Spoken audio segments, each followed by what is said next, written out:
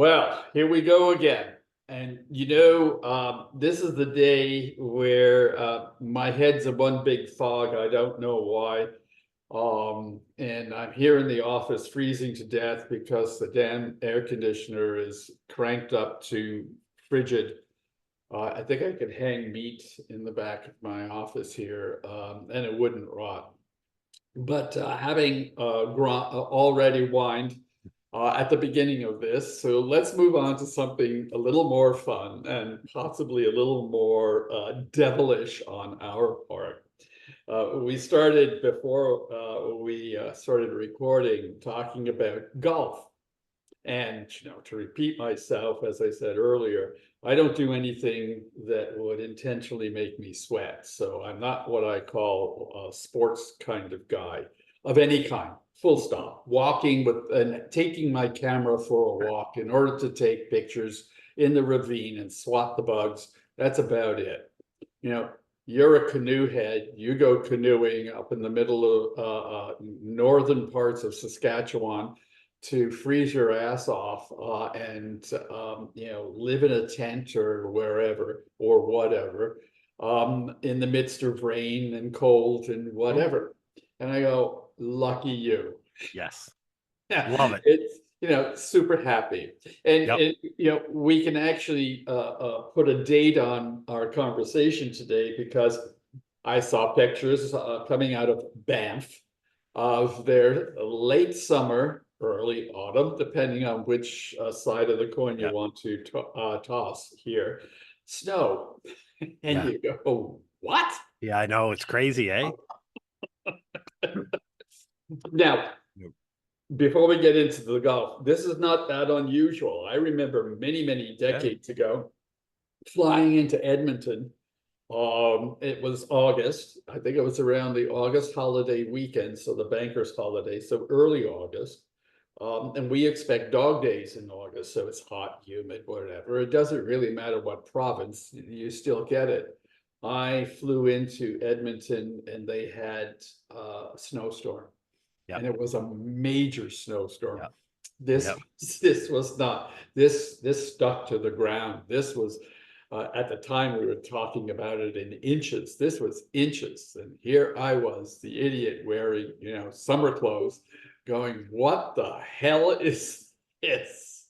Yeah. It's even it's similar to that. When I go up northern Saskatchewan in May long weekend, I'm leaving Ontario. It's 25 degrees Celsius. Mhm. It's a high of 4 when Oh we yeah, were there, like yeah, 4, yeah, and down to 0 at night and pouring rain. So you're wet and cold, yeah, but you're leaving a place where you're in sandals, shorts, and a t-shirt, but I'm yeah, packing my puffy jacket, my fleece, my yeah, almost winter sleeping bag, yeah, and yeah, all this other gear. yeah. But I mean, I follow Banff tourism, and they came out showing the pictures, but then they backed it up with saying we're still forecasting the opening of the ski hill for November 8th. Yeah, So they understand that it will likely in 2 weeks be hot and sunny again. yes, That this is just an anomaly, but yeah, welcome to the Rockies, yeah, which is a good reminder to make sure that you always carry everything you need to be stranded in the woods when yeah. you're in the woods and not just for the weather that you think you're going to experience. Exactly. It recognizing in this day and age, given whatever climate issues that we have on a regular basis, never mind anything else, the ability for the weather, forget the climate, that's just bigger picture weather. Um, the ability of the weather to change in a matter of seconds is incredible. It's a phenomenal situation. We're anticipating rain, but right now it's cold here Yeah. in Toronto. It's like 17 degrees this morning, and I went, oh, okay, it's going to be a nice moderate day. No, it isn't. It's freaking cold out there. Yeah, it's 19. I had my windows rolled down in the car coming back from an appointment this morning, and I'm like, this has been a long time since the Yeah, window rolled down was the preferred course of action, yeah, not the air conditioning. yeah, yeah, I yeah, it we One great thing about living here in Ottawa is we don't wait around for seasons a lot. So when we make the transition to fall, it's quick. Mm, When we make the transition to winter, it's quick. hmm. And the same thing to the spring. Like our spring is 3 weeks long. We go from -5 daily high to 20 Yeah, in a matter of weeks. Like there's no messing around. yeah, We're not there yet. We're still highs in the mid 20s and lows around 10 degrees at night.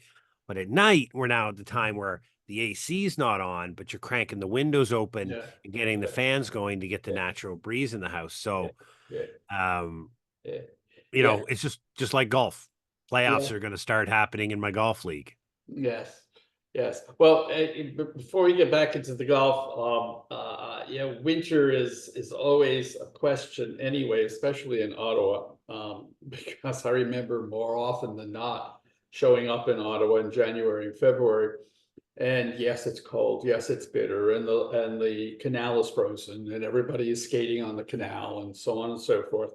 And there is a significant amount of snow, but not outrageous. Yet there are daffodils growing on the side of Parliament, Yep. and you just go, oh, crocuses, daffodils, but flowers. Yep. And you go, what the hell? Of course, one could always say it's the hot air of politics. There's a little bit of that in this Yeah, city. yeah, but well, no, this whole city is hot air politics. Yes, I know that. But the growth of the flowers, it was explained to me because I went, what is this? I mean, and it's because that's the heat system that goes into Parliament, and it comes out of the generator on that Steam side, pipes. and it's the heating pipes. Yep. So there you go. Yep. Oh yeah, heating pipes do it, and they think, and we get a lot of, and I've seen them having to even mow sections of the grass in the Yes. winter Yeah. because it's growing like crazy because the Yeah. steam pipes keep it nice and warm, and there's tons of moisture. Obviously, we Oh, get about on average about 8 feet of snow is the average year yeah. around here, so it's nothing to balk at. But our we get cold, but we really don't get cold until February, and it's only really cold for a couple of weeks. Yeah. But Yeah. when it's cold, Yeah. Oh no. Oh no, I've been. man, it's I've been. and the hardy souls that are out there on the out Can I, on the Rideau Canal when it's -25 without the wind chill, and they're packed. But we've had, I think it was 2 seasons ago, it never opened. yeah. Um, and we're having a lot shorter Yeah. periods now Yeah. Yeah. because our we still get cold, but we get cold for shorter periods of time, Yeah. so it's not Yeah. freezing. Yeah. And they're even reducing the amount of water Yeah. because where they skate on, they dramatically lower the water level in the Yeah. winter Yeah.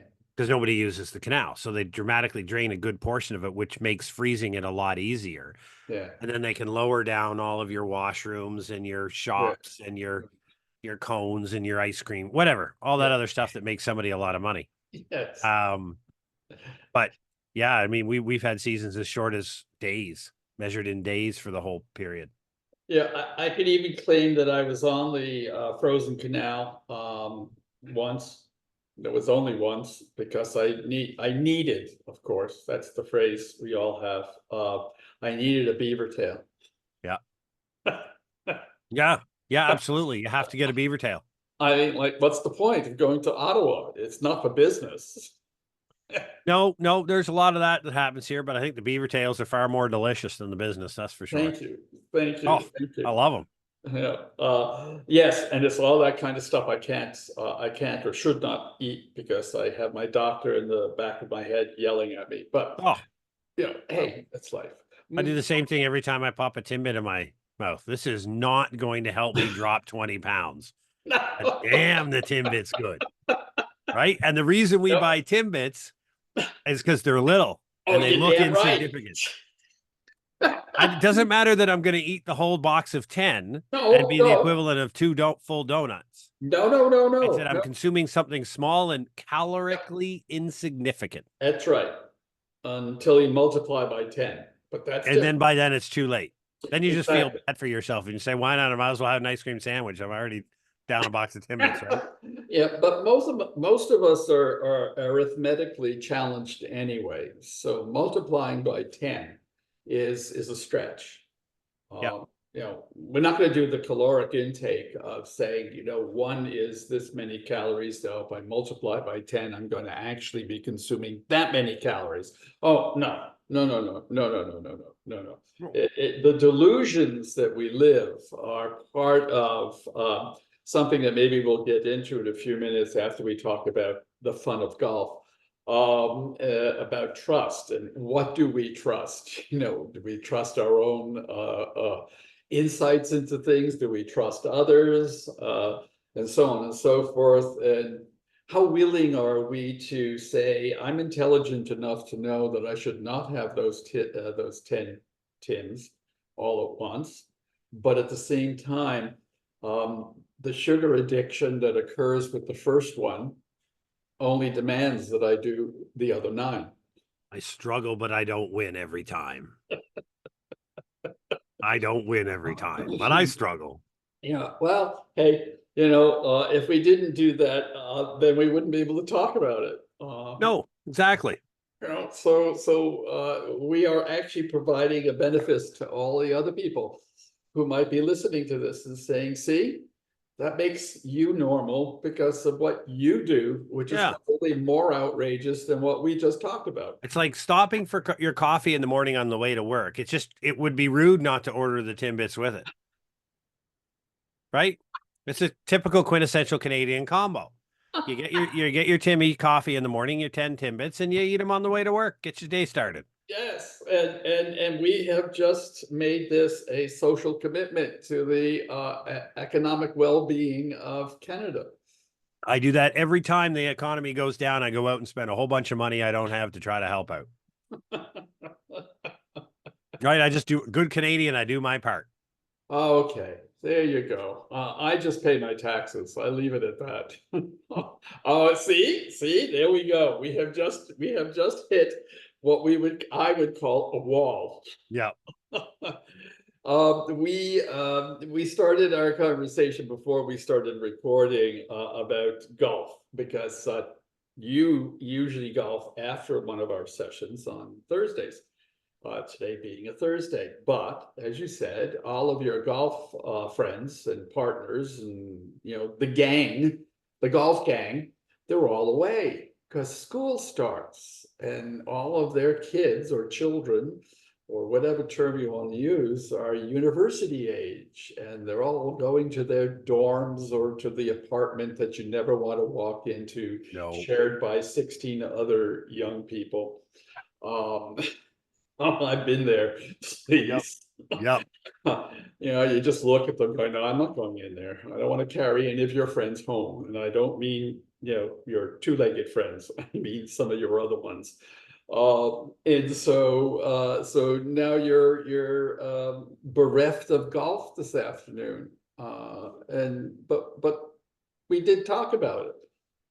Yeah. So, I mean, we have a lot of fun. The gentleman that I golf with, the 4 of us, 3 of them, I joke with them about this is probably the most, you should have played golf to save some money because it's the most expensive week you're probably going to undertake in your entire lives as you drop tuition and room and board at a university for 8 months is like close to $20,000 per person, and they're all dropping it. So I'm like, boy, I hope you had some RESPs been going for the last 18 years. But that being said, we have a great time. We were joking about poking and prodding each other and the ability to take a shot, shall we say, at each other on the golf course. And I golf with my my son's father-in-law. So our children got married a couple of years, almost 2 years ago. And we go golf and we take pictures, selfies with the 2 of us and send it to our kids. And are like, when do we tell them we don't really just like each other? Like, we don't like hanging around. Like, we joke about this all the time. Like, I don't like this guy. I'm just here because I want to make it look like the parents are getting along. And so, we're making jokes about how golf is one of those sports where people generally have an outsized confidence in their actual ability to play the game. So they're sitting 200 yards from the green and they're like, I'm going to wait because I'm going to hit it onto the green. And I'm thinking in my head, in what world are you living in? You've never done this yet. And he's like, oh, no. So we'll hold everybody up and everybody will wait. and he'll take, 30 seconds hovering over the ball like he's on the PGA tour, and he'll top it and whack it 40 yards down the fairway.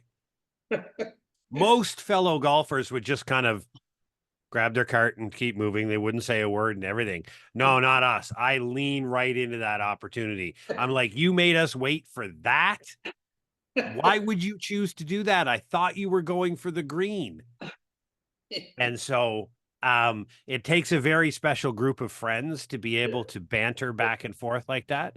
And every once in a while, we've done it in front of other groups Yes. who don't have that sense of No. humor. Oh, no. Like you're teeing off and there's another group waiting there for you to finish, and the guy tees off and drives it into the woods. I'm like, why'd you bother? Like, why you wasting a ball? The fairway's right over there, bud.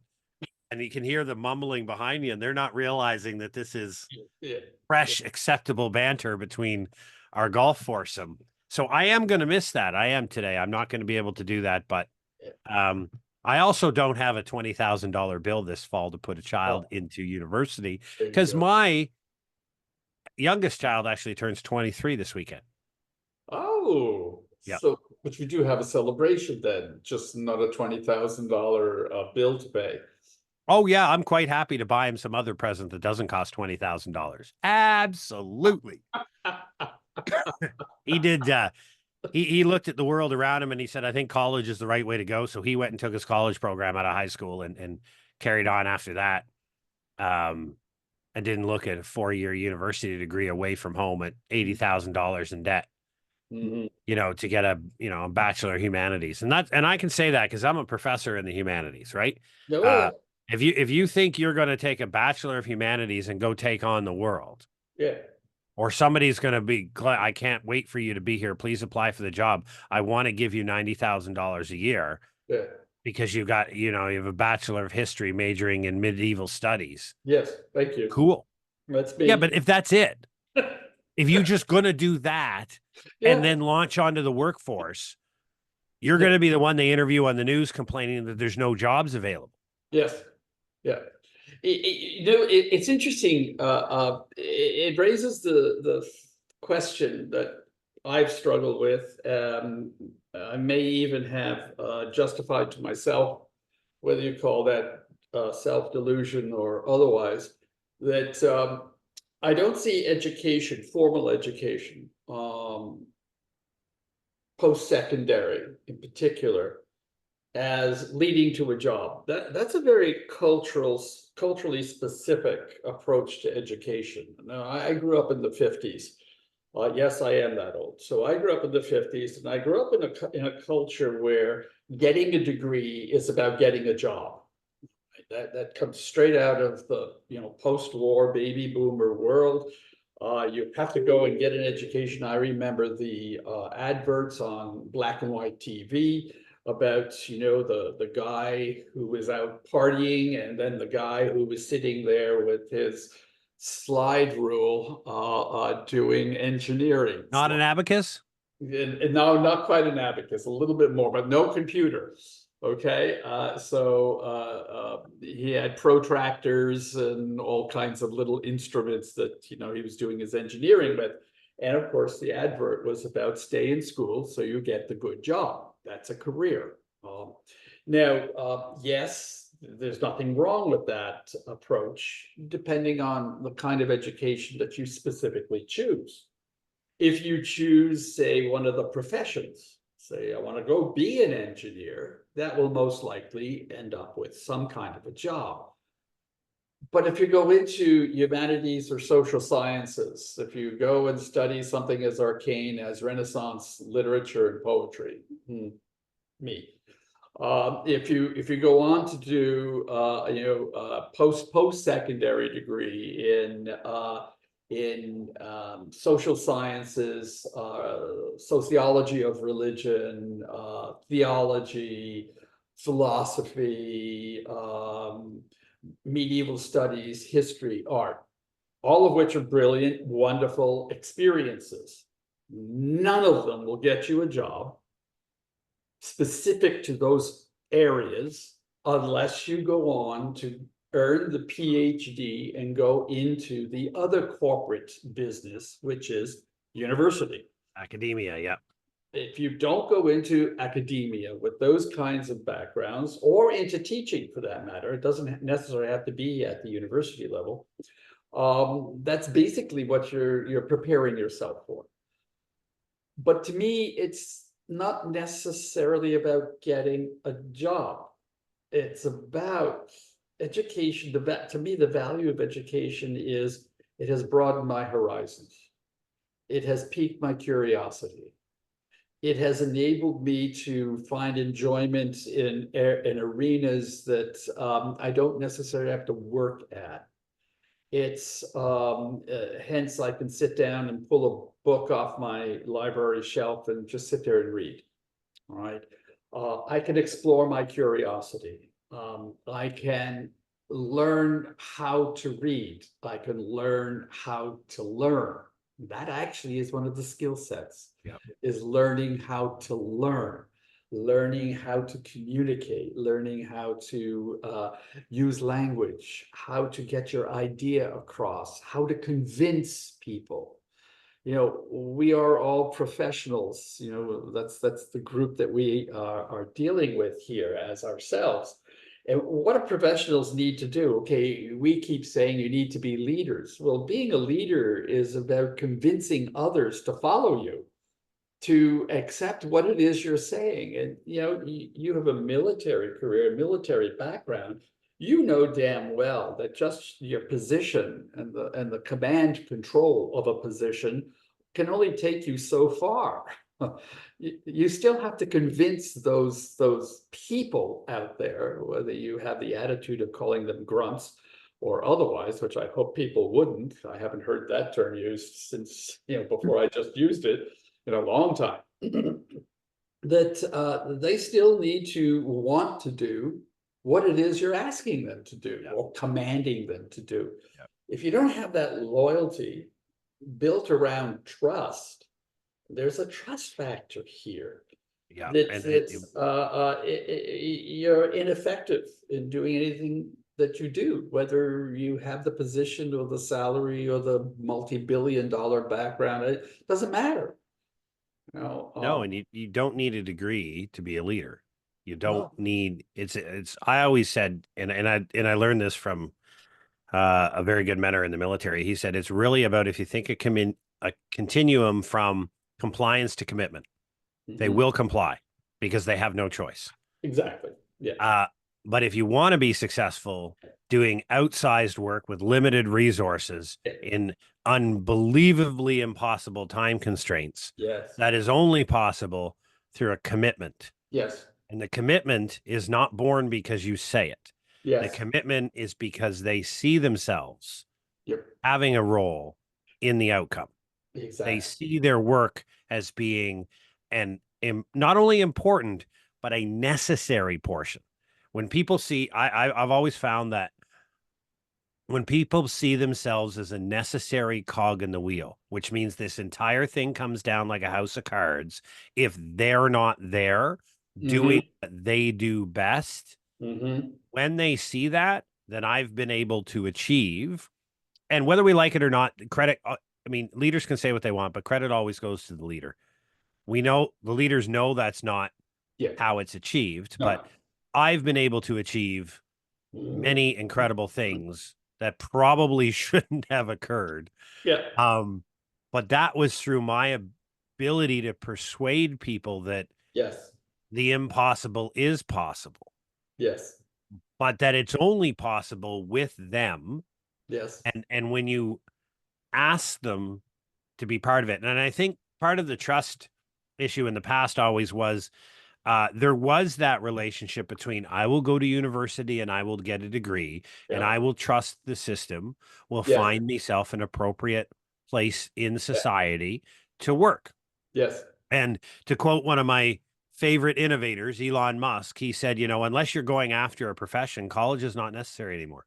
Yeah. Everything you want to learn, how to run supply chain operations, is available on the internet. Yeah. Free of charge. Yes. Right?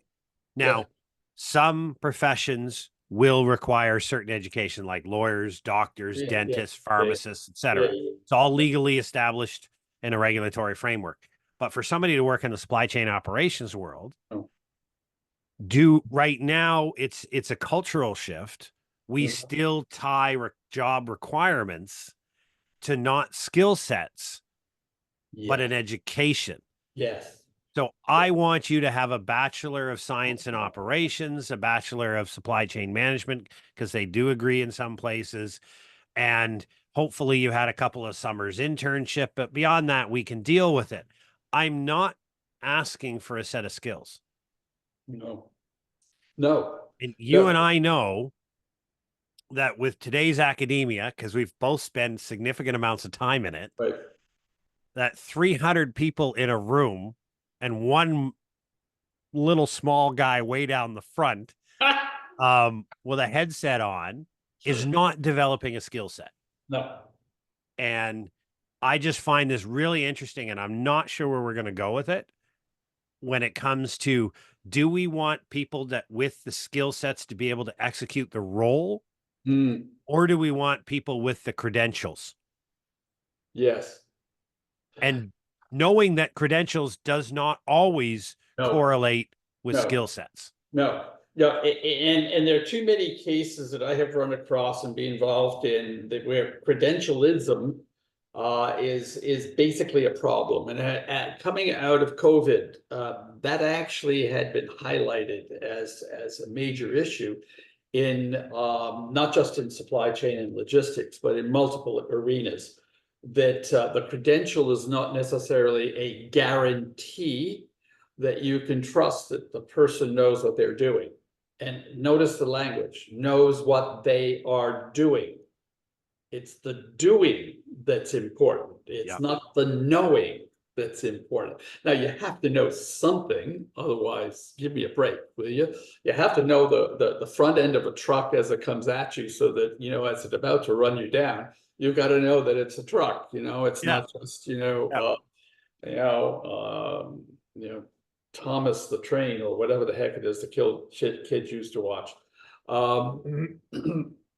And it's not a transformer train, so, or truck or whatever. I'm now dating myself of not watching children's shows. You know, we talk about preparedness as a way of life. And you and I focus on this, but the thing that I think both of us, if I'm wrong in terms of you, please jump in. But I think the both of us really want people to understand or be persuaded that preparedness as a way of life is a set of skills. It's a competency-based thing. It's about getting yourself ready. It's not about, you know, reading all the books on, you know, climbing mountains or saving yourself or whatever. Those who are survivalists are working out of multiple issues. But my understanding is they're also working out of a sense of knowing it all. I know what I need to do. Well, wait a minute. If you are completely contained within those four walls, you're not really prepared for the what if that's going to knock those four walls down, right? You know, you're not thinking through the living dimension, i.e. skill sets that are necessary to be properly prepared. I've spoken to quite a number of people in the past who are academics, tenured professors, especially in business programs, and I find them even more fascinating than others. It's difficult enough to get to humanities and social sciences people to understand that what's among the many values of formal education is the skill of communication, the skill of thinking logically, the skill of organizing an argument, skills, and more skills. It's not about memorizing, you know, the soliloquy from Hamlet and being able to dissect it. That is important, but the analytical skill involved in doing that is even more important. Yeah. And it isn't an add-on, it is what you do. Yep. But now when you go talk to people who are teaching business, okay, now you're in a different world. These are people who should somewhere along the line have an experience-based approach to, what they are teaching in an MBA program. And they don't. They have a research approach. And Yep. it's statistically driven. Yep. As Harry Truman said, it's stats, more stats, and then lies. I mean, we all know you can take those numbers and do anything you damn well please with them. I probably shouldn't say this, but you should see the way I do a budget. I mean, come on, folks. There's you have to have a sense of what it is in a context for what it is you want to do or plan to do.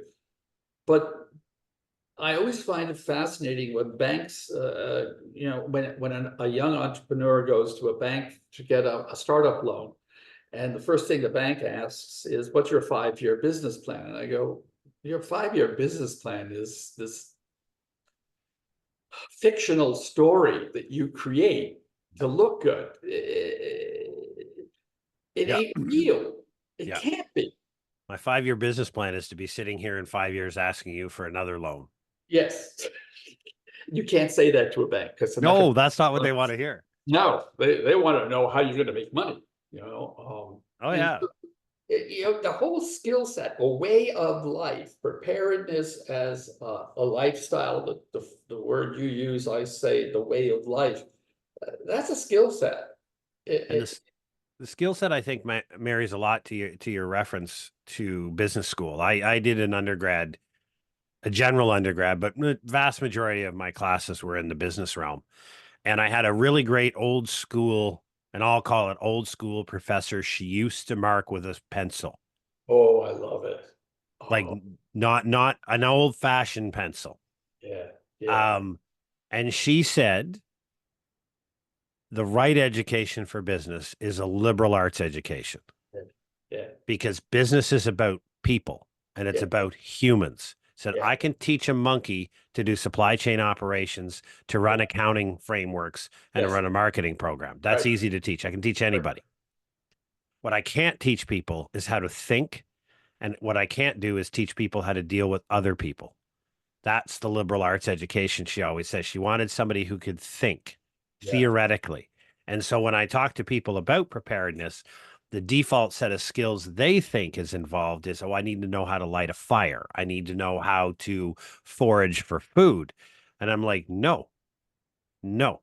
Preparedness is first and foremost an attitudinal framework where you're looking at the world through yes, a lens of personal responsibility. But yes, personal responsibility is not isolationism. It is about community. It is about understanding that I have a responsibility for myself, but I also have a responsibility of being a member of a collective group yes, of other humans. yes, And so when you really look at what our my education system, I think should be designed to teach, is to teach people how to be better, more productive humans. And I don't mean productive in the GDP sense. no, I mean productive in building a better society for yeah, the next generation. That old adage of we're supposed to leave the world in a better place to our yeah, children, blah, blah, blah, whether we do or not is arguable at this point. yeah, But when I talk about preparedness, people initially think that, oh, it's about surviving a storm. It's about being able to navigate my apartment with the lights out, or to be able to wrap myself in blankets when it's cold. I'm like, no, no. no, no, The thought process that got you to the point to determine that you might need an extra blanket in your house is the preparedness skill, not the getting the other blanket. That's an outcome.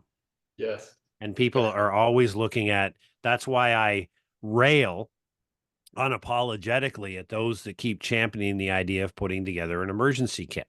yes, I'm like, you are telling everybody they need a flashlight when everybody carries around a cell phone with a flashlight on it.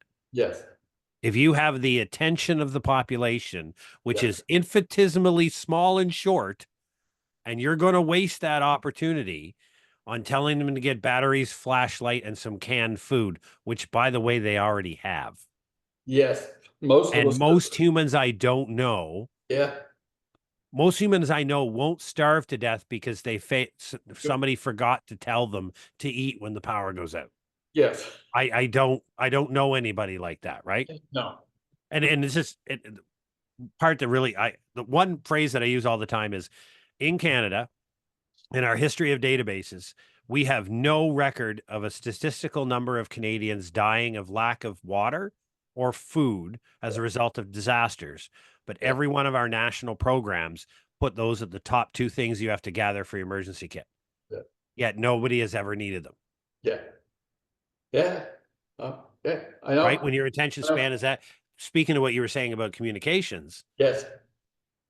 why Yeah. don't why don't we tell people things that actually lead to better outcomes?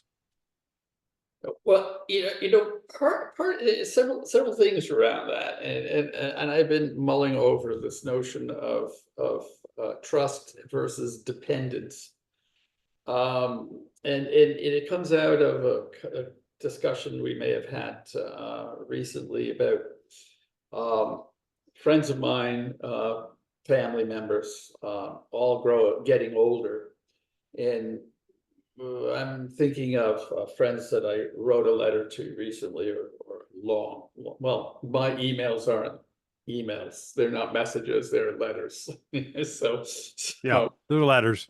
yeah, and it was around that whole healthcare issue, and the expectation slash demand that the institutional system of healthcare take care of me because I'm in my 80s. And you go, well, wait a minute. Well, hold on. Up until that time, you trusted that the system would work, primarily because you didn't have to use it.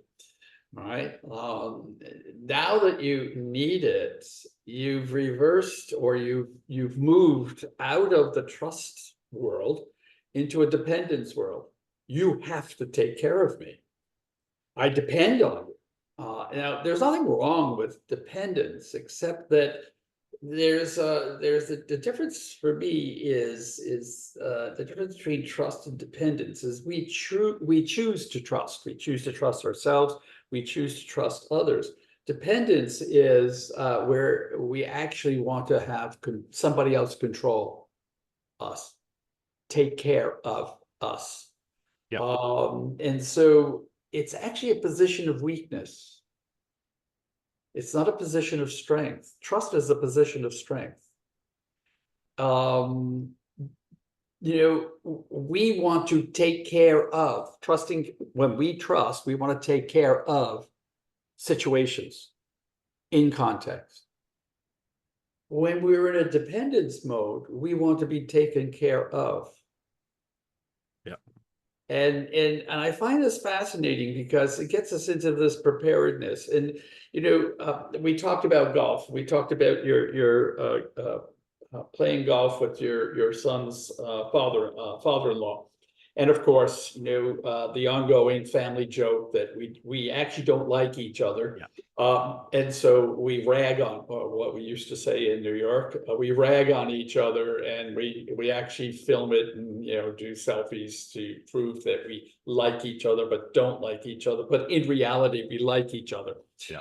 Yeah. Well, and what's fascinating about that is recognizing that we actually trust each other. This camaraderie, the level of camaraderie that is the joking sarcasm, if you will, is built on trust.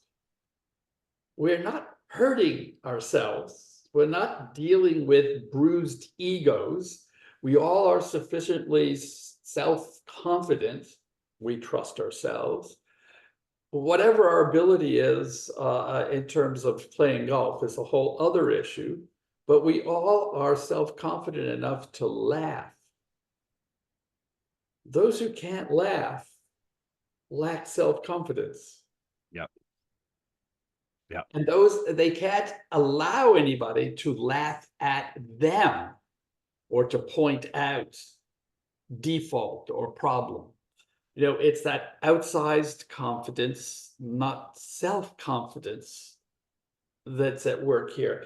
And so when we think of preparedness, who are we in all this? Are we self-confident, or do we live and work and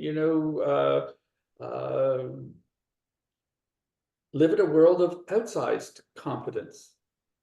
Well, it's the dependency in our modern technologically enabled society. It looks different, obviously, than it did in our grandparents' age. But in today's age, we've transferred quite a number of the human requirements over to corporations in exchange for money. Yes. So it be your power, we don't build our own houses anymore. Somebody builds them for us and we pay them. We Yeah. don't grow our own food. We don't milk our own cows. We don't fetch our own water. We pay somebody else to provide that to us. Because the system is so well run, Mhm. we've become dependent. Yes. Dependent in the sense that we get up every day with the absolute belief that absolutely every one of those systems will be working and available. And Yes. we are quite perturbed Yes. when they are not. Yes. And the point of sale system goes down in the morning.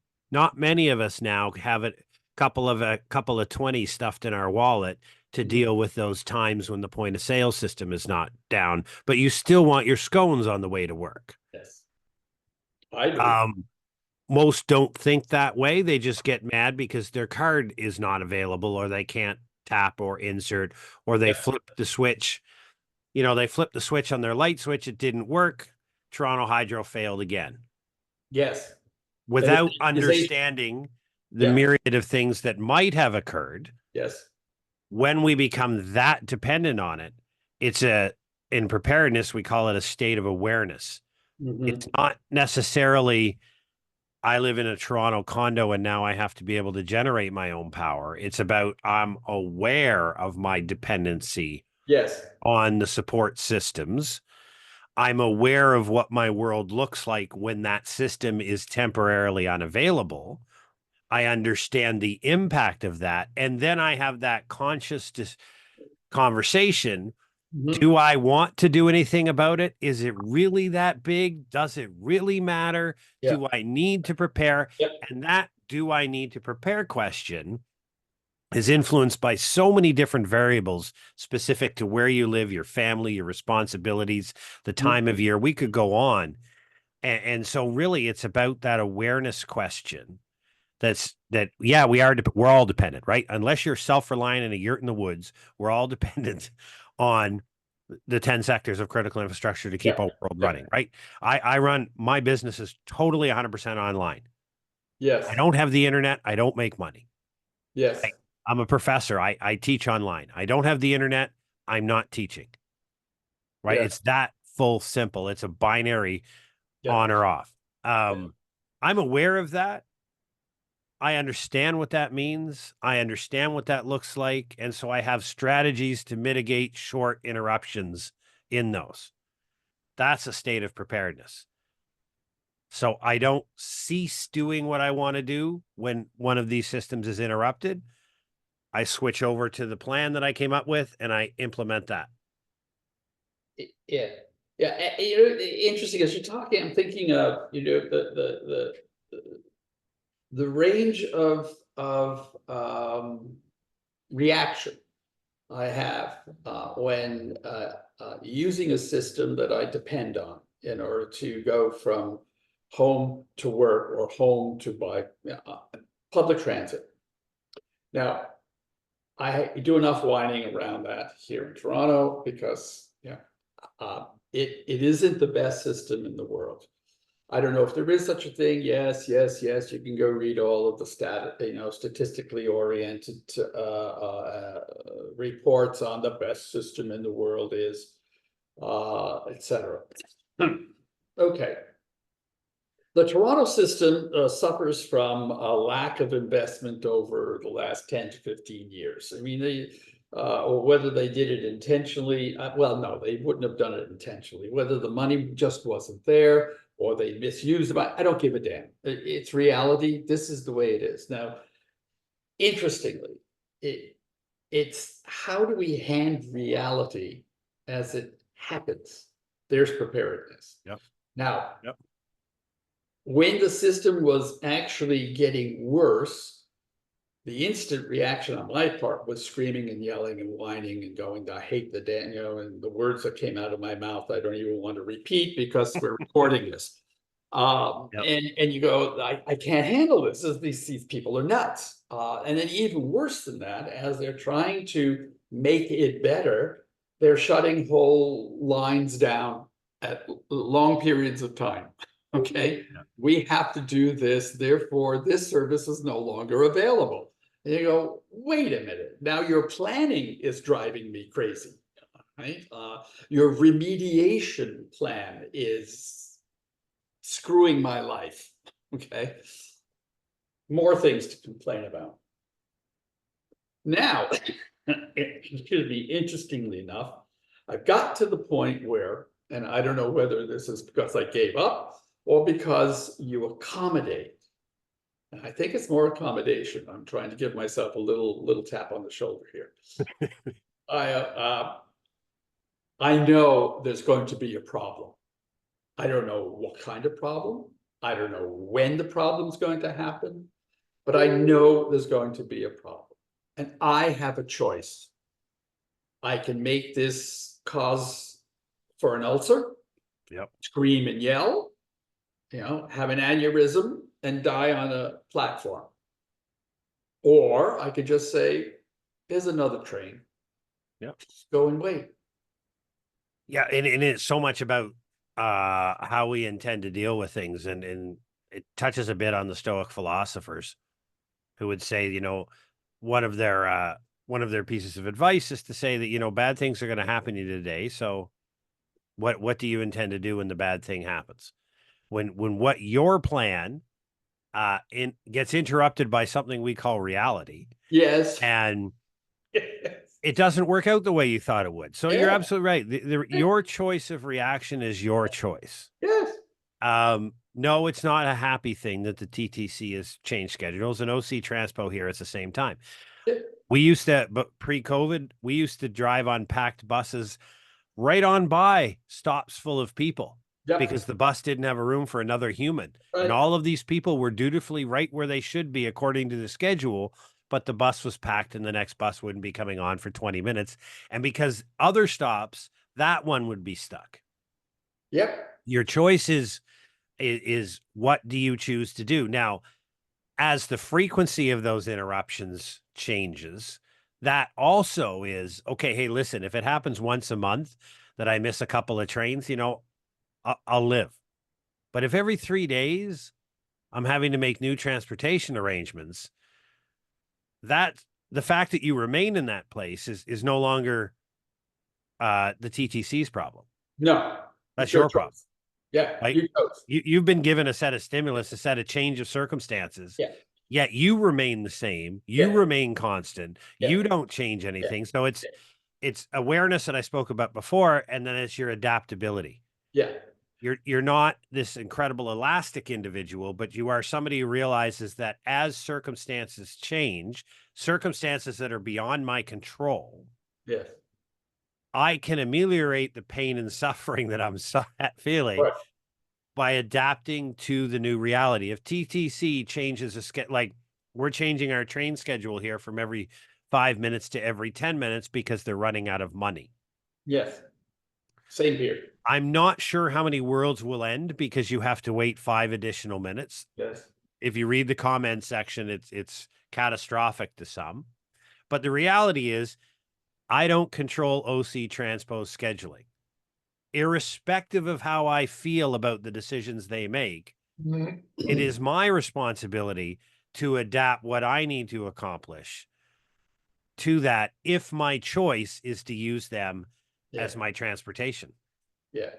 Now, one of the things that I do think about in order to get out of my own head and my own ego is recognizing that I also have a significant amount of privilege when it comes to dealing with these issues in context. And that is, I don't really have to be in the office at any given time. I mean, I know who I am. I can walk in anytime. I could leave anytime.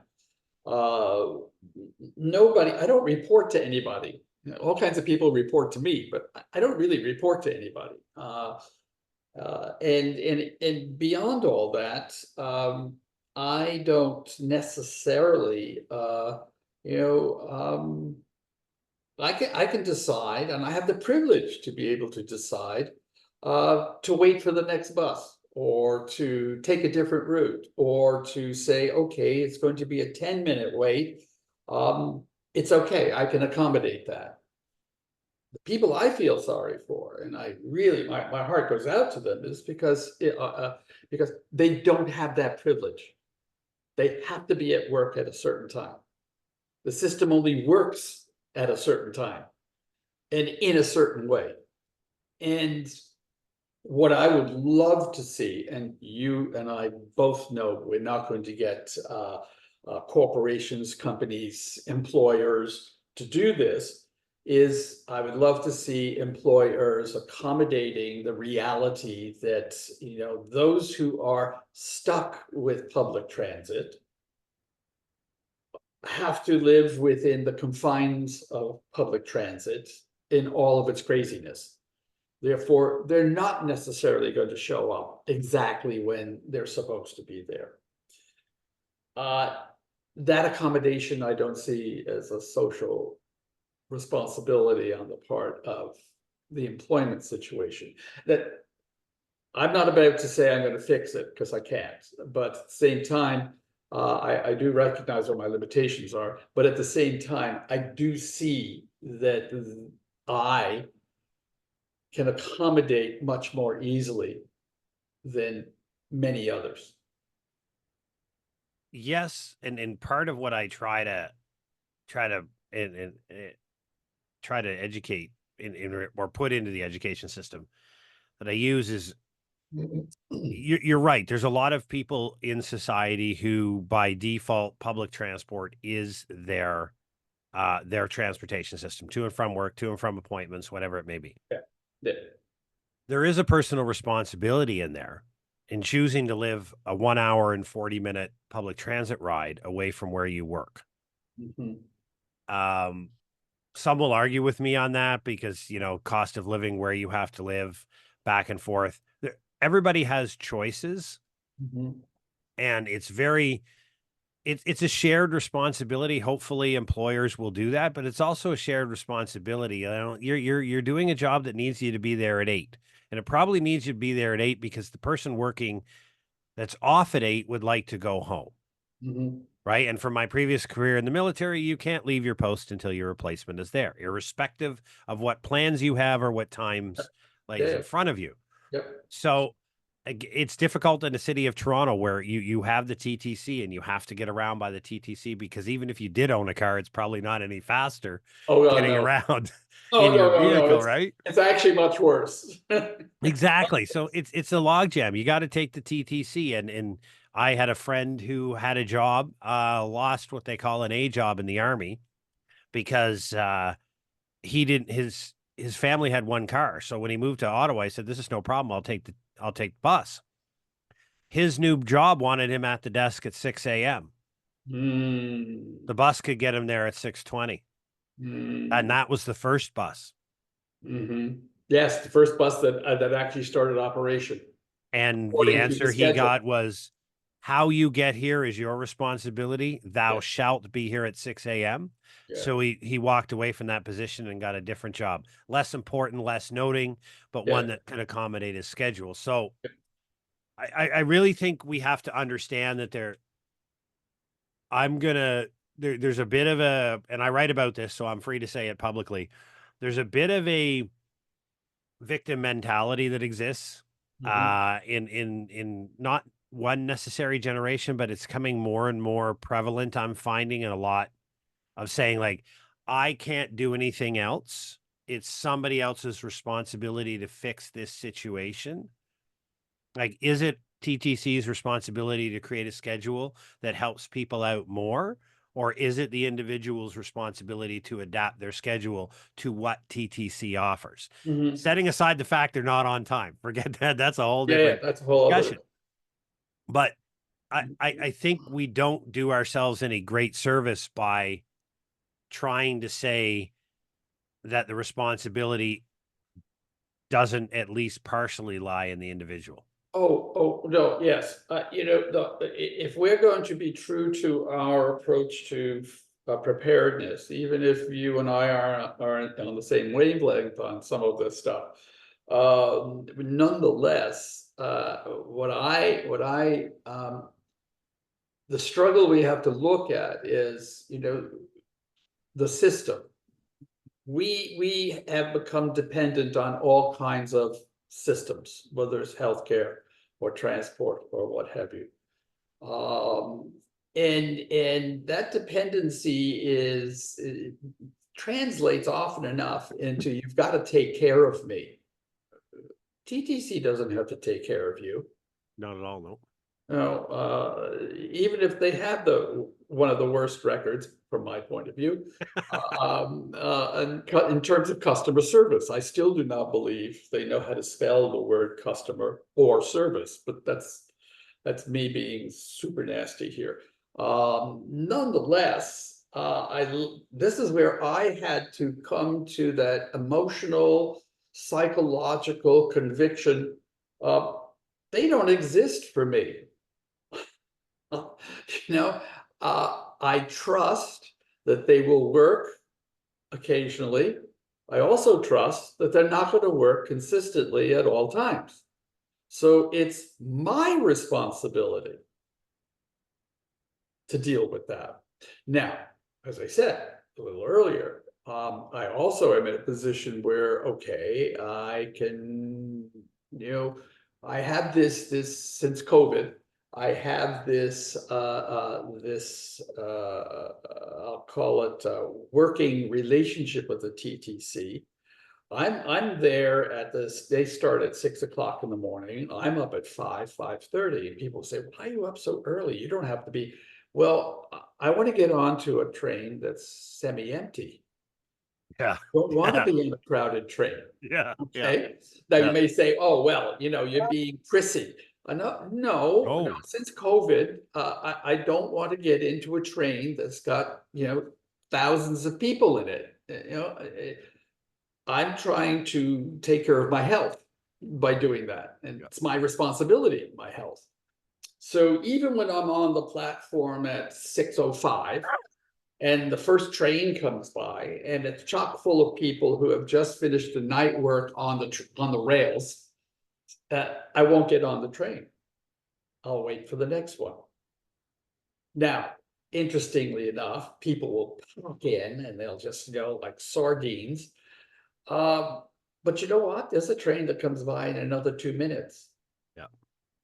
yeah. And usually 2 minutes, not an hour. Okay. And I go, what motivates you to get into the train in order to save those 2 minutes? You're not really saving anything. You're not really going any faster. Okay, you get off, however you want to do the mathematics around this, it's kind of useless. Yeah. Can you, even with your time schedule to be at work by X factor, can you actually wait for the next train? And the answer is yes, you can. Right? And that's not because you have privilege. I have privilege. I can wait for 3 trains. I don't give a damn. Yeah. So all I want to know is I can't get to the place where I buy my blueberry scones too early because they're not open.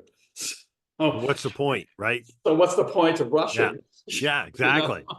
I mean, if I'm going to be completely self-serving, which of course I am at that But time. you could also choose to not get scones in the morning, leave a little later. No.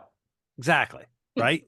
No. No, but that's not what you want to do. No. right? No, Yeah. yes, okay, technically, I can choose, you can choose, we are in that position where we can choose to do things like that. But then, is that difference between, for me, being locked into an absolute necessity, a compulsion, and a habit. This is Yeah. my habit. This is how I like to start the day. This is actually gets my mind focused on what it is I want to accomplish. This is part of the psychosocial, emotional side of gearing up for work. Yeah. Oh no, Right? absolutely. So, yeah, we all have these habits. I have to have my coffee, or I have to do this, or it's not have to. This is what you do in order to get yourself ready to do whatever it is you're responsible for.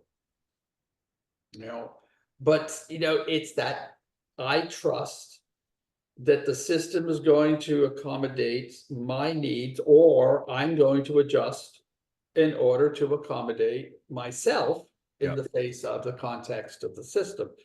I am not going to be so totally dependent that the system's going to control me. All right. And so we get back to that great discussion we had previously on healthcare. You know, I think yeah, the healthcare system is brilliant. All right. Thankfully, I don't have to use it. Why? Because I try to be as healthy as possible, damn it. Uh, and if I don't, then it's my responsibility. But Uh, that's the part that often eludes individuals in the dependency conversation is the responsibility that goes along with that. We've become dependent on systems for functioning of a modern technologically enabled society.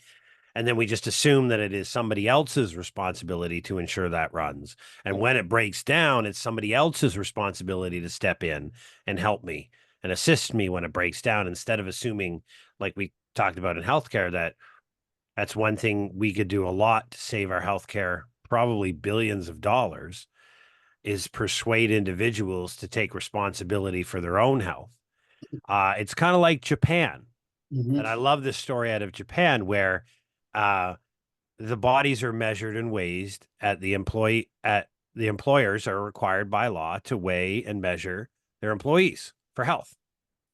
And if over time the employees are getting bigger mhm. than they should be and heavier than they should be, the employer is fined Oh, until the employees get back into better health. okay. People are actually ordered. And the US military does this. Part of their annual evaluations is a photo, a weight, and circumference check.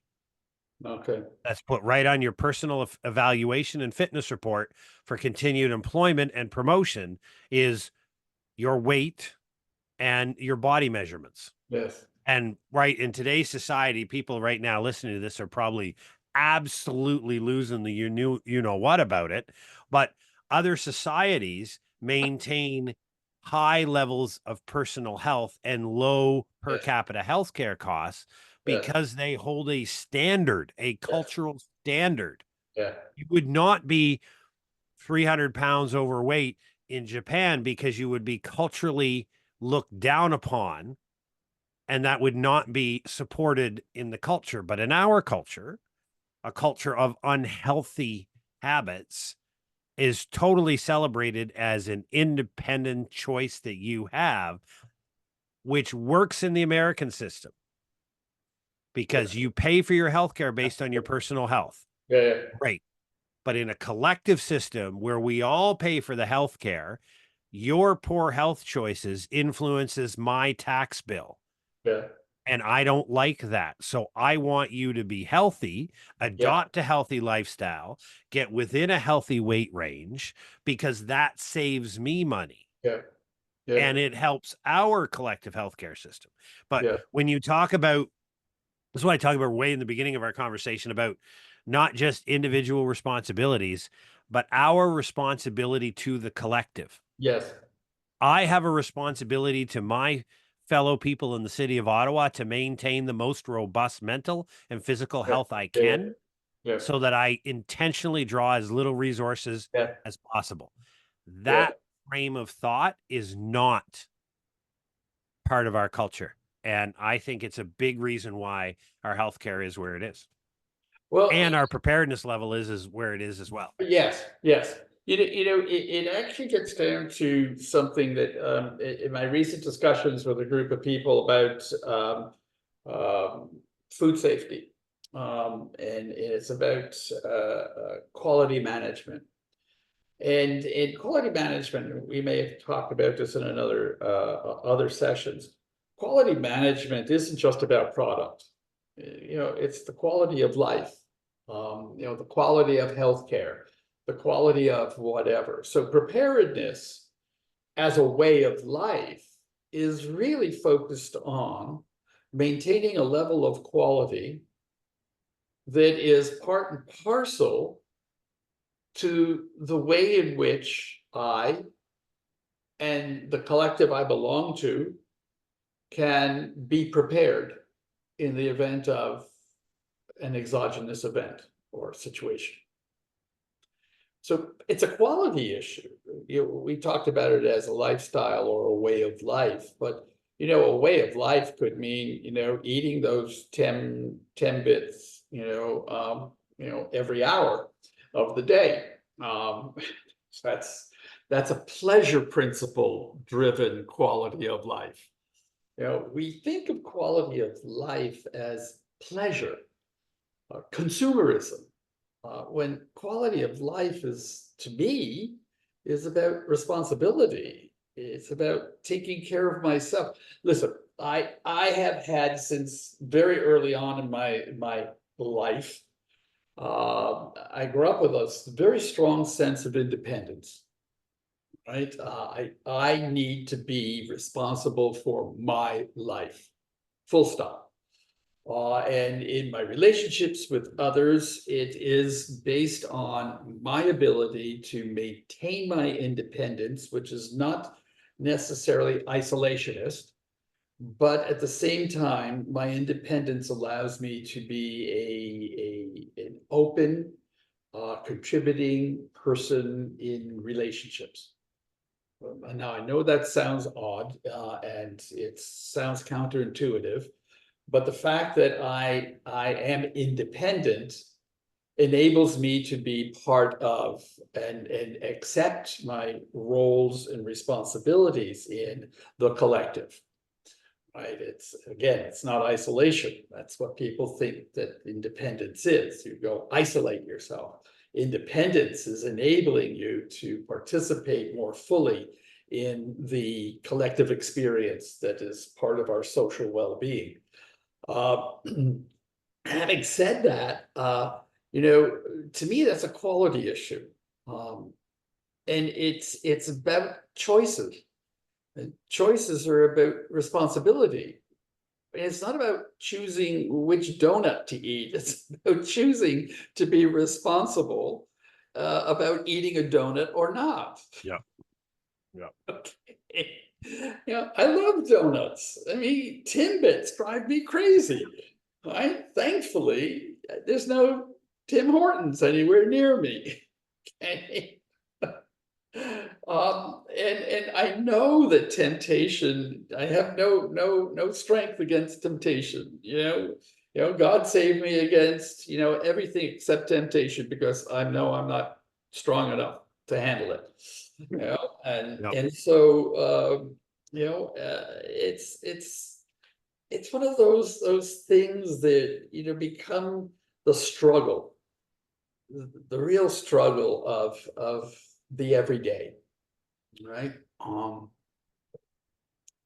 And it's that awareness that we like to bury in some form of unconsciousness. We don't want to be conscious of the reality. Yeah. Yeah. We skip that normative versus positive discussion. Yeah. And so much of way we influence is not the world that we live in, but the world we wished we lived in. You hear this all the time in chants that are online and social media. It should be this way. Yes. I want it to be this way. Yes. I Yes. wish it was this way. Yes. we should have a society that runs like this. Exactly. And everybody's from a position of, you know, somebody told me once, the reason why religion is so destructive is nobody believes heaven is here. So we can beat the living crap out of this place because Yes. paradise is somewhere Yes. else. Yes. Um, we don't accept the fact that we live where we live in a collective that we chose to live, Yes. and that warts and all, here we are. Now, what do we do about it? Vice, it's just a consistent chant for it should be some way, but how do we get there? And when we always need to get there through somebody else's being at fault. I wrote a piece on LinkedIn this morning about political interference and emergency management. Hmm. And a lot of that was based on the idea of we're very good at assigning blame and Yes. wanting to hold people accountable, Yes. but nowhere near a similar level of effort in doing a root cause analysis Right. and addressing the reasons why we got there in the first place. And I use the Yes. Jasper wildfire as we will get tons of reports that say the federal Department of Parks Canada failed to manage the forest properly, Yeah. Yeah. and that there was poor coordination, and the province of Alberta did a Herculean effort to save what they could in a situation that never had to happen. Yes. And there'll be all kinds of reports from different levels of government that will counter each other. Right. What we will not have is a concerted effort to save Banff. Yes.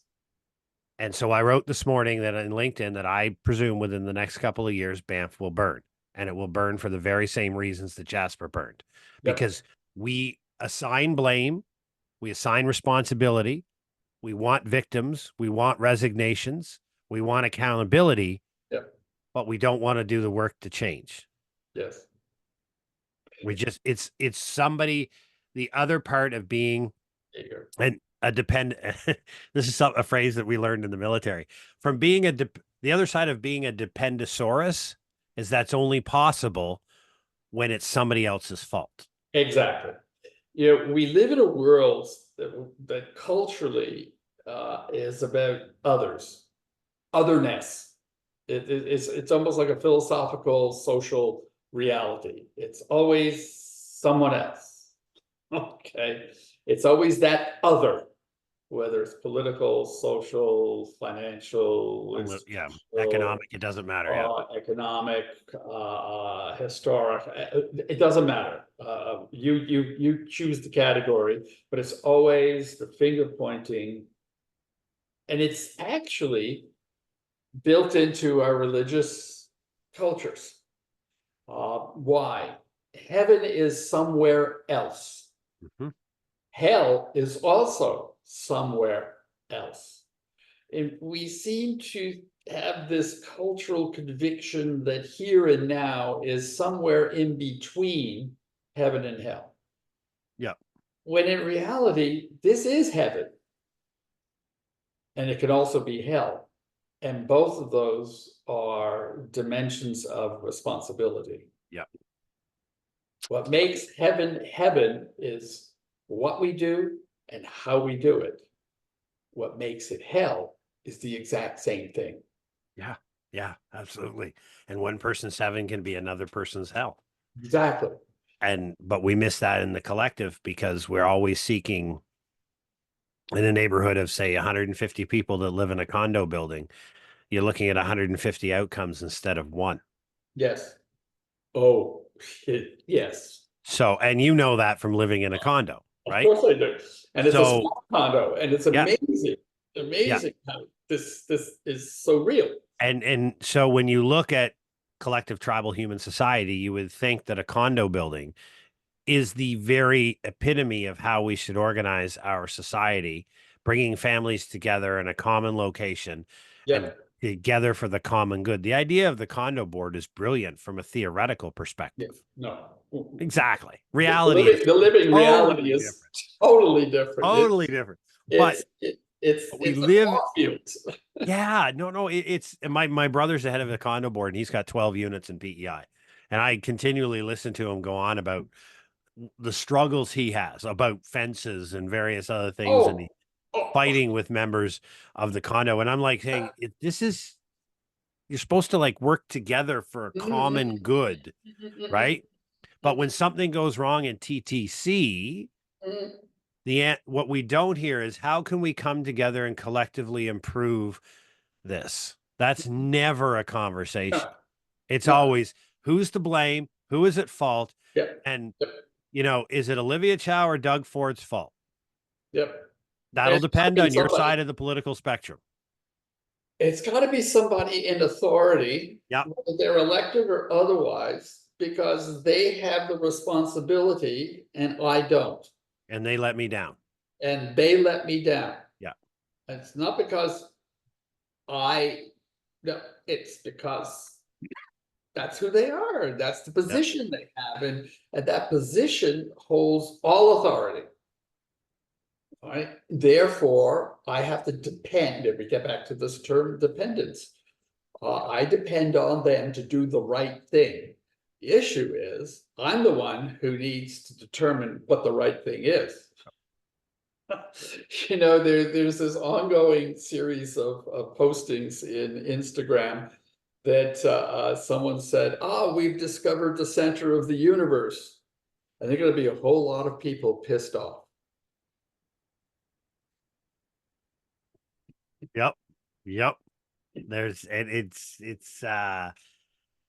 It's really interesting because I try to fight this in my genre about trying to get above the fray when you're a professional in the world, Yes. right? And you're in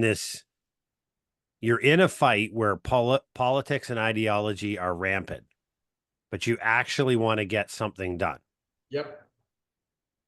That is a tough place to be. Yeah. A very tough place to be, to try to say, hey, listen, I need to get the following things done. Yeah. And I need all the parties involved. But it's like we're coming together for a conference at the end of September to talk about and I'm on a panel with the former head of FEMA to talk about putting together a pan-Canadian disaster workforce, civilian disaster workforce, about whether this is something our country needs, and if so, how do we organize it and put it together? And the first thing that comes to my mind is Canada's full of people. Why do we need to bring people from Ontario to save BC? There's lots of people in BC. What do people in Ontario have special that people in BC don't?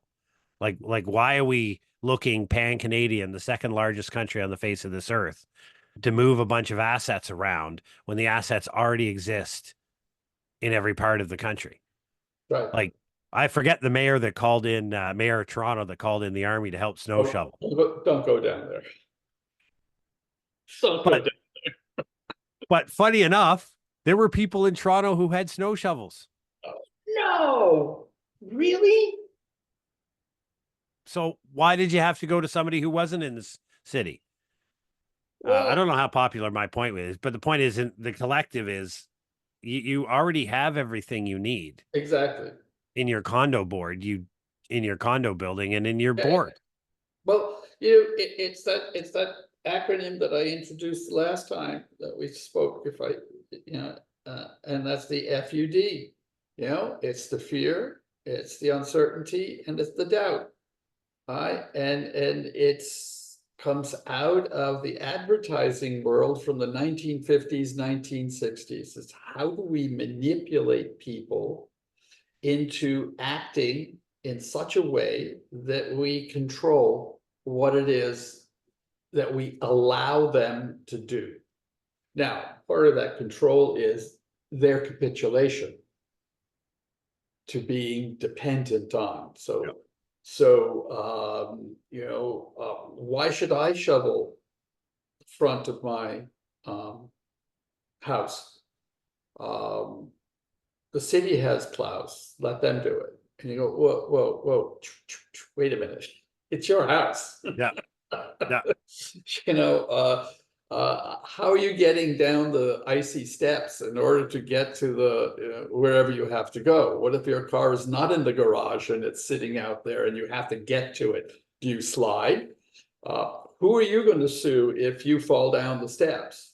Hmm. of your own house. I hate to Hmm. say it, it isn't, it's beyond liability. It actually is in the realm of stupidity. You've endangered yourself. Are you going to start screaming and yelling that, if the ice storm did this to me? Yeah. Uh, okay, go ahead and do that. But I don't know who the hell is going to listen to you. Where's your responsibility in this? Yeah. Yeah. And it's kind of responsibility across, and that's a familial thing too, because we see that as we have an aging population, Yes. and you get somebody who's doesn't no longer has a physical capacity to snow shovel, but still has the legal responsibility to snow shovel. Is it society's job as a collective to provide that? Or is it a government's responsibility to create some program to come in and shovel that person's walkway? Or do we just continue to sue them every winter until they don't Yeah. have any money Yeah. left, right? Let it, Like, yeah. we don't look at realistic issues of how do we address these problems. We look at where is the problem, because we all walk by houses who don't do their sidewalk, Well, right? yes. Who don't do their sidewalk. Oh, yeah, sure. They're like, you don't have the option of not doing your That's sidewalk. right. Even if you're 97 years old, it's still your responsibility to figure out a way to have your sidewalk shoveled, Yes. right? Because if you don't shovel the sidewalk, the city has to come along and do it. And if the city does it, everybody has to pay for it. Yep. So how do And, we figure this yeah, out yeah, without yeah, blaming? and if the city doesn't do it, because it's not their responsibility, basically, and, if you're in a large enough city, they ain't gonna come by and start shoveling your, No, they're not. no, No. they're not. The That's bylaw fine. will be by. But if you don't have a service that you employ in order to do that, and because you're too old to do it yourself, it becomes one of those lifestyle choices. People ask me, well, why do you live in a condo? Because there are certain things I don't want to be responsible for. I will pay for it through my condo fee. Yeah. Right? I am not going to shovel ice and snow. It's going to be done because that's what I pay for. Yeah. That's a choice. And if you live in a home by yourself or a house by yourself, you have to make the same choice. Yep. Either you get a service to come in and do it, or you go out and do it. Period. Full Yeah. stop. You cannot just ignore it, which of course we all know happens. It's ignored. Oh, yeah. Yeah. And if I'm in the process of searching for a new house or new home to live in, say sell my condo, move into something else, it's not going to be a house. I already know I'm not going to do that. Let's start with the reality. I don't have the snow shovel. Okay. Why would I own a snow shovel living in a condo? I don't. So if I buy a house where I have now other responsibilities, I have to go and buy all this equipment that I haven't had for the last 40 or 50 years. And you go, okay, you have to think this through. You have to make a choice on that. And we get even, to this condo community issue. And I just love it because you get the empty nesters, especially in my kind of a building, empty nesters who have sold their estate, their house, their whatever. They are sitting on a wad of money and they want to buy something, and it's their first time living in community. Okay, the other community they were able to put fences up. Okay, that's Yeah. buying Yeah. a house. Now they've got a neighbor and they're right next door. Same hall, same corridor, right? Two doors, that's you, that's them. There are all kinds of people who have difficulty with that transition. Yeah. They don't think about what it means to live in a collective. Nope. No, we don't. And it's so true. Like I live in a townhouse development. It's the same thing. We live so close. We don't literally on top of each other, but we are squeezed in Oh, yeah. together, and Yeah. it's a collective existence. And this is reinforced a lot by our government messaging, and swing it back to preparedness, that the messaging out of the government about preparedness is individual. It's you. Get you ready. Get No. your family ready. Yes. Yes. But Right. no. So we're trying to get 200 individual families in a building ready Yes. instead of getting the building ready. That's right. Those are two different frames. No, totally. One, if you get the building ready, there are so many additional benefits Yep. that come out of it. I mean, when you build a strong social capital and build a strong community, you have less crime. Yeah. People are not breaking into buildings that have strong sense of community and a strong sense of Yeah. place. Yeah. They don't, because people are, can I help you? Because I Yeah. know everybody in this building and you're not one of them. Yes.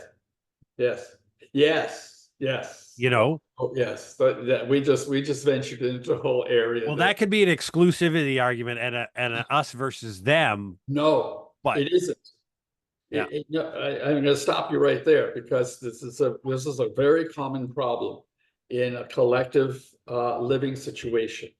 Right? You're in a community that is more than just you. That's automatic. That's what living in, and it's not an apartment where you rent. This is a commitment to your property. This is your property. And by the way, your property extends. Your responsibility for the property extends beyond your four walls. yeah, Right? That's what you pay for. yeah. Right? So yes, I understand that people do argue over aesthetics, which drives me crazy. What color should the walls be? All right, folks. Now you've tested my patience. I don't give a damn. Just don't make them orange or yellow. All right, that's all I ask. But Just, you do give a damn. You do have a well, choice. yeah, but I don't like being blinded when I leave at 6 o'clock in the No, morning. And no. besides, it's garish and disgusting, and you've reduced the value of my property. Now I'm getting serious. Yeah. You're affecting my pocketbook. Yes, it's affecting my investment, damn it. But what you do come to realize is that you can't practice your trombone at 3 in the morning. Yep. We have some people who are moving in who have their own pianos. I love it. I'm happy for them. I hope someday they have a concert. They invited us up there, and there's charcuterie boards, and we all have wine and so on and so. That to me is just the coolest thing, but not at 3 o'clock in the frickin' morning. Right? There are expectations. There's something called the schedule of life. Yep. Or as campgrounds used to call it, quiet hours. Yeah, well, yeah, it's called, I like to sleep at, 9 o'clock at night, all right? Yep. The 3-year-old upstairs from me doesn't like to go to sleep at 3 o'clock at night, but that's okay. I can tolerate 3-year-olds. It's Yep. the man who gets drunk upstairs, who falls out of his bed at 3 in the morning, that I have a little bit of a problem with. Now we've gotten down to what I call the final strokes. Yep. Yep. When you start talking about the drunk upstairs, you know that it's got to come to an end. Otherwise, we're going to get into really silly things. So I actually would like to end with something that I found interesting in a posting this morning, and it's about courage. Courage is knowing it might hurt and doing it anyway. Yep. But the second sentence is stupidity is the same thing. Yep. And that's why life is so hard. Yep. Yep. I used to always say tough. The difference between tough and stupid is the spelling. Oh, yeah. So, all right. As always. Absolutely. Unfortunately, you can't go play golf today. That's all right. I'm sure you have other things you have to do. Yes, I do. I need to be the chauffeur to take my wife around. There you go. And She is that's, a professional passenger princess.